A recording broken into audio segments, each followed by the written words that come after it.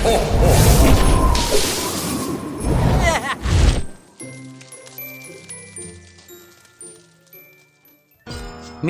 धरती पर जन्म लिए हुए हर एक जीव को एक ना एक दिन यहाँ से जाना ही होगा।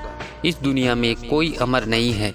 जन्म और मरण का ये चक्र चलता ही रहता है। पुराणों व शास्त्रों के अनुसार जीव अपने कर्म के आधार पर जन्म लेता है। जन्म लेने के बाद वह अपने खाते में लिखे हुए सुख दुख का भुगतान करता है। पुराणों में ऐसी कई सारी बातें लिखी हुई हैं कि मृत्यु के समय यमदूत आत्मा को लेने आते हैं। इसके बाद उन्हें नरक का दर्शन करवाते हैं। इन सारी बातों का खौफ कई बार लोगों को सताता रहता है। ऐसे में करे तो क्या करे, तथा ये भी जानने का प्रयास करेंगे कि मृत्यु शैया पर लेटे आदमी को रामायण व गीता क्यों सुनाई जाती हैं। नमस्कार मित्रों, आप देख रहे हैं संस्कृति ज्ञान विज्ञान मनोरंजन और आपका स्वागत है इस नए वीडियो में। आज की वीडियो में हम बात करेंगे कि मृत्यु शैया पर लेटे व्यक्ति को रामायण व गीता क्यों सुनाई जाती हैं। साथ ही ये भी जानेंगे कि मृत्यु के खौफ को किस प्रकार दूर किया जा सकता है या कम किया जा सकता है। मित्रों, जब इंसान की मृत्यु का समय आता है तो वह अपने किए हुए बुरे कर्मों और भयंकर नरक यातनाओं के बारे में सोच सोच कर काफ़ी भयभीत हो जाता है। इसलिए सही तो यही है कि इस धरती पर जन्म लेने के बाद मनुष्य को सारा ध्यान अच्छे और पुण्यदायक कर्मों में लगाना चाहिए। कभी भी लोभ लालच में आकर पाप कर्मों में नहीं पड़ना चाहिए। तभी मनुष्य का मनुष्य रूप में धरती पर जन्म लेना सफल होगा और उनको मृत्यु का कोप नहीं सताएगा और ना ही किसी प्रकार की नरक यातना का। जो इंसान जन्म और मृत्यु की सच्चाई को हमेशा याद रखता है और उसी के अनुसार हमेशा अच्छे और पुण्यदायक कर्म करते हुए जीवन जीता है, उसे किसी प्रकार का कोई भय नहीं रहता। इसलिए साधु संतों ने हमेशा परहित और पुण्यदायक कर्मों को करने के लिए इंसान को समझाया है, क्योंकि मृत्यु के बाद हमारे साथ यदि कुछ जाता है तो वह है हमारे अच्छे और बुरे कर्म।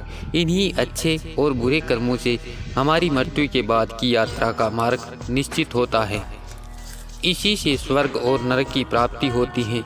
लेकिन यह भी सत्य है कि कितने ही जतन करने के बाद भी इंसान पाप करने से बाज नहीं आते और अंतिम समय में उनको यमदूत, नरक और मृत्यु होने का खौफ सताने लगता है। ऐसे में इस पीड़ा को दूर करने और अपने मन को स्थिर करने के लिए इंसान को मृत्यु के समय ये चीज़ें जरूर अपनानी चाहिए। पहला है तुलसी। मृत्यु शैया पर लेटे मनुष्य को अपने चिरहाने तुलसी के पत्ते रखकर सोना चाहिए। दूसरा है गंगा जल। मृत्यु शैया पर लेटे मनुष्य को गंगा जल पिलाने से, इन दोनों उपायों को अपनाने से इंसान को यमदूतों का भय नहीं रहता, नरक यातना का क्लेश नहीं रहता और उसकी आत्मा पवित्र हो जाती है। इसके अलावा मृत्यु शैया पर लेटे मनुष्य को रामायण व गीता का पाठ सुनाया जाता है। गीता का पाठ सुनाने से आत्मा का शरीर से मोह दूर हो जाता है और शरीर को वह आसानी से छोड़ देती है। रामायण का पाठ भी अंतिम समय में इसलिए सुनाया जाता है ताकि इस अंतिम समय में मरने वाले आदमी का ध्यान भगवान में लग जाए, क्योंकि इंसान मौत के समय जैसा सोचता है उसकी गति वैसी ही हो जाती है। अच्छी सोच से उसकी आत्मा स्वर्ग में भी जा सकती है, क्योंकि मृत्यु शैया पर लेटे इंसान का मन यदि घर परिवार में नाती पोतों में ही फंसा रह जाए तो उसको मुक्ति नहीं मिलती।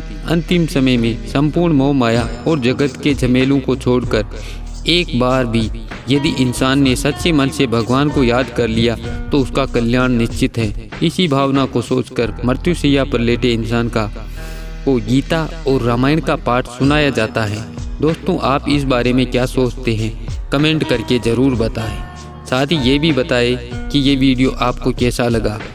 अच्छा लगा हो तो लाइक व शेयर जरूर करें और चैनल को सब्सक्राइब करना ना भूलें। जय हिंद, जय श्री कृष्ण।